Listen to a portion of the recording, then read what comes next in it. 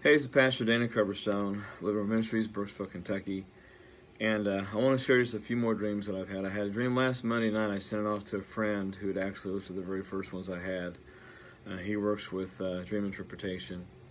And I appreciate his insight. So I waited on this first one just because there were some things in it that were concerning to me. And then I've had a dream Friday and I had a dream last night.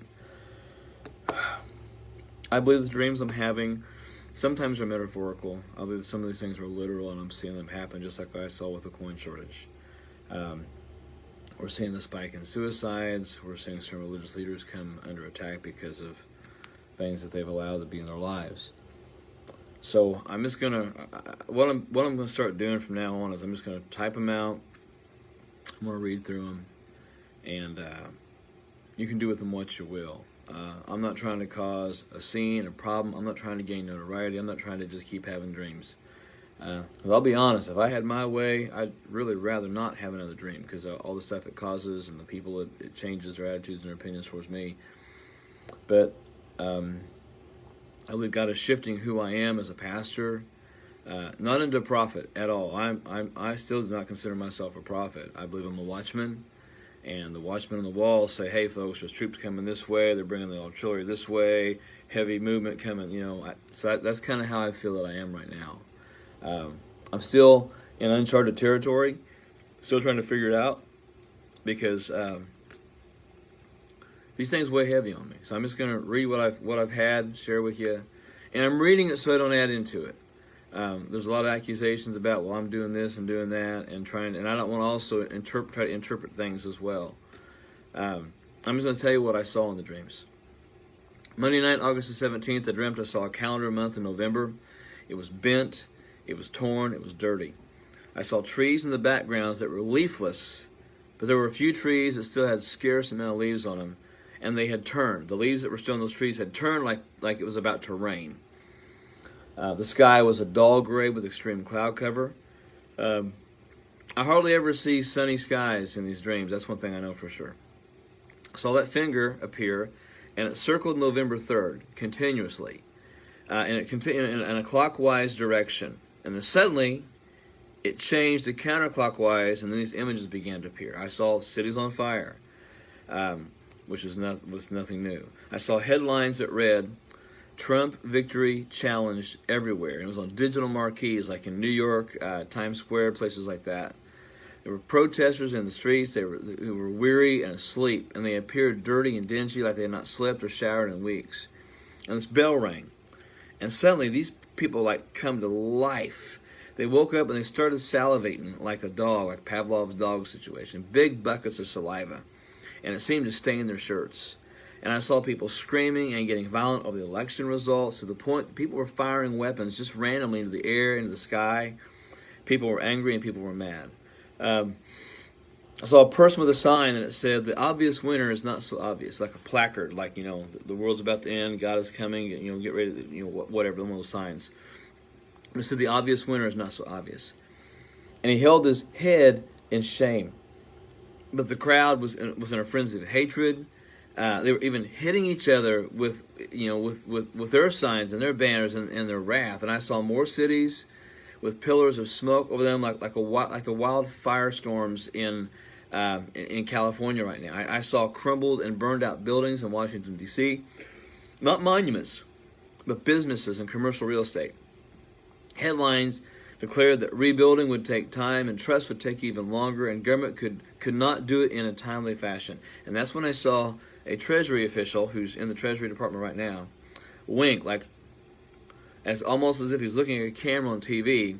Big smile, open mouth, wink with right eye, and held it closed, and just kind of, almost like a sarcastic type thing. And then I saw a Conestoga wagon. Think Little House on the Prairie. And Kamala Harris was driving that wagon. It was led by two mules. And Joe Biden was not sitting with Kamala Harris. Joe Biden was riding on one of the mules on the left, on the far left, so to speak. And her side, there was a mechanical box that would trigger dynamite like you would see in the Wile E. Coyote movies, or cartoons where they push down and it blows up. It was in an upright position, though, like the trigger. And then the wind started blowing the wagon covering back, and it revealed several cases of like what I would consider to be Civil War type cases of dynamite. That era, the late 1800s, 1860s, 1870s. And most of it was in cases, stamped dynamite. There were some loose ones in an open wicker basket, which didn't fit the timeline, but it was there. And Harris began to whip the mules, and with the whip, and she was hitting Joe Biden as well. But Biden had no idea he was being whipped. He was not aware of what was happening. And the mules started moving and picking up speed. They were headed towards a target.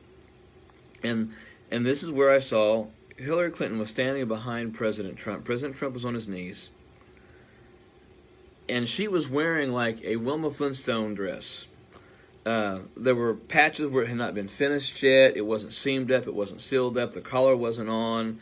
There were like little strings just hanging all over the place. It was almost, it wasn't finished. It wasn't actually ready to be worn, I guess, for prime time or what she was doing. It was very ugly, and she had this gaudy ring on her index finger. It looked like it had blood on it. She had the skeleton key hanging from her neck, and it was dangling. And she had Donald Trump he was on his knees, and she had a Roman gladius knife to the left side. It was the left side of his throat, holding his head back like that. And the skeleton key was dangling in front of his face, and the skeleton key looked like it had blood and black mold all over it. And where it had leaned down, where it was banging against the front of her shirt, it looked like it left like a Nazi symbol. The stormtroopers, the Nazi SS had almost like the lightning signal, the lightning strike, the double pane of lightning. That's what it looked like on the front of her shirt. I'm not saying she's a Nazi. I'm just saying that symbol was on her shirt, and it was like just tainted, stained, black, red, ugly, gaudy. And the wagon starts picking up speed, and they're headed towards this. Hillary Clinton's holding Donald Trump, and Hillary's face was giddy. But next to her leg, there was like an animal trap, like a bear trap.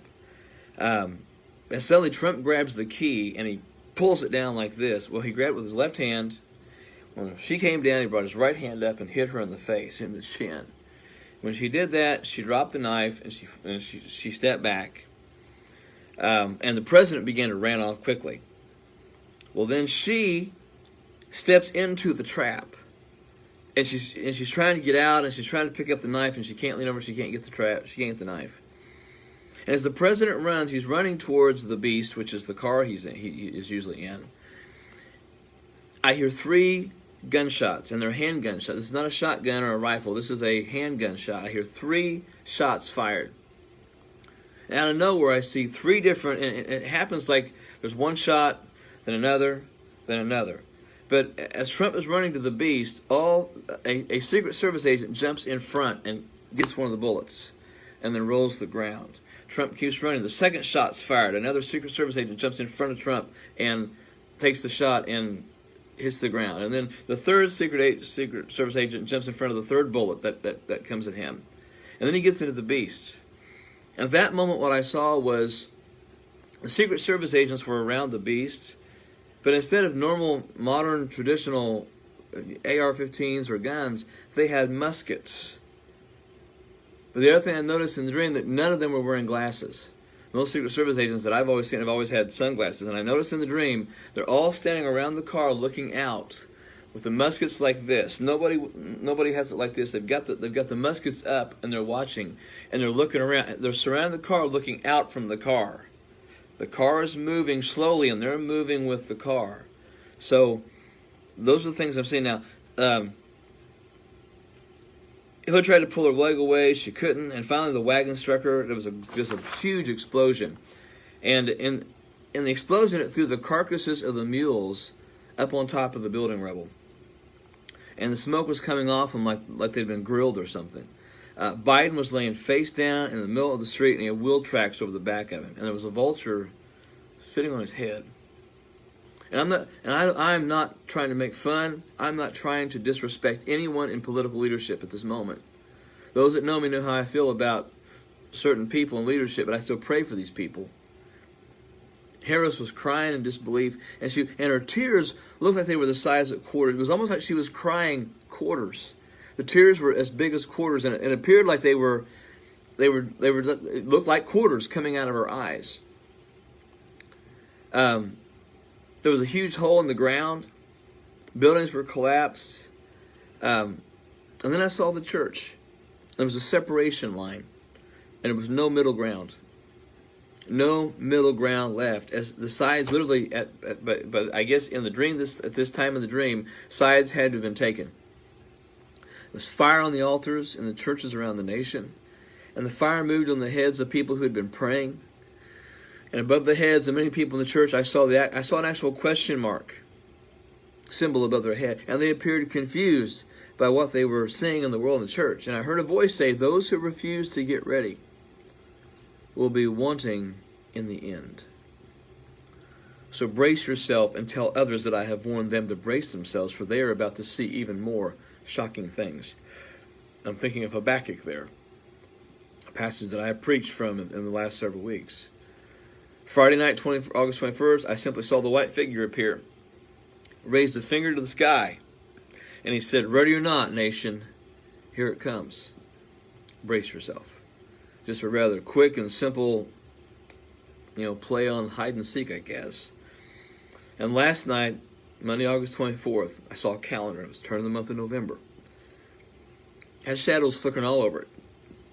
I saw this light in the sky, a big light, very large, bright light, and then darkness. And then I began to make out like a morning. It was morning, and the night was going away, and the fog and the haze were drifting away. And I saw there were many Americans, and they were in like an emergency shelter. I'm not for sure, but it seemed to me it was more along the Gulf Coast area. These people were huddled together, and they were shivering.